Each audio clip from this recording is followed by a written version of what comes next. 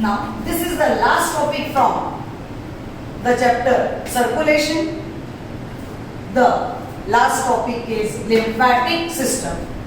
Lymphatic system is very much related to that of the transporting fluid, that is lymph. So, we have already discussed last year what actually is the lymph. Lymph is a colorless fluid which is a tissue fluid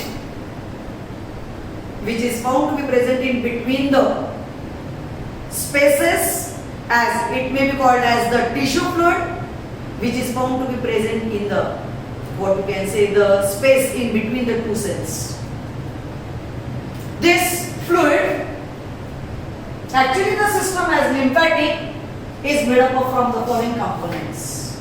The components of lymphatic system are the fluid as a clear, as a water-like fluid, which is devoid of RBCs, platelets are absent, and some of the plasma proteins are also absent. Such type of the fluid is called as lymph, which flows as the tissue fluid, the blood capillaries, they bath in this tissue fluid where the exchange of the material takes place. This lymph is also rich with metabolic waste which is produced in the body, which is formed in the body, that is to be collected. Exchange of the material takes place, where it consists of the lymphatic vessels. These lymphatic vessels are formed from the various, the interwoven lymphatic capillaries. These lymphatic capillaries are exactly same as that of blood capillaries. They are found to be interwoven between the blood capillaries, but they are not found to be fused, they are not joined. Unlike of that of blood capillaries are found to be open from both the sides. Whereas lymphatic or lymph capillaries are found to be bland at one end. They are filled with the help of a fluid which is colorless, which resembles same as that of the milk, and hence they are called as lacteals. It is called as lacteals because it resembles, it is same as that of a milky white colored fluid, where various lymphatic capillaries, they join together to form the lymph vessels. These lymph vessels are further the two types of lymph vessels as thoracic duct, or otherwise it is called as left lymphatic duct, and the other as right lymphatic duct. Both of them collect the metabolic waste from head region and from the abdominal region, from stomach, and therefore these lymphatic vessels are formed by lymphatic capillaries. And the most important are the lymph nodes.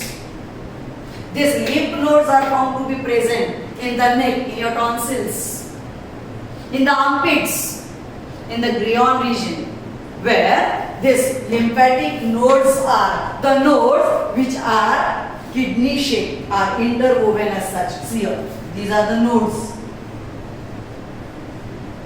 in the body, and they are connected, they are interwoven as with blood capillaries, further will form lymph vessels.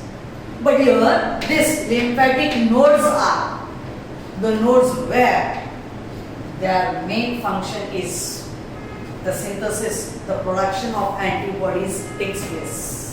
So here, these lymphatic nodes are responsible for the formation, the synthesis of antibodies, which fight against the invading microorganisms. And when these microorganisms invade, they cause the swellings as your tonsils, they swell.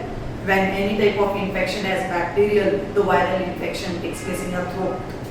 So, it protects you from the invasion of foreign material, foreign particles. And here, this system is same as that of the transporting fluid, here the transporting fluid is lymph and circulatory system consists of blood as oxygenated and deoxygenated. This is the main difference between the circulatory system and the lymphatic system. So this completes each and every topic from circulation. Our chapter is respiration and circulation. But first of all, I discussed the circulatory system as circulation, the two types of circulation and so on. Next time we are going to start with respiration, that is human respiration.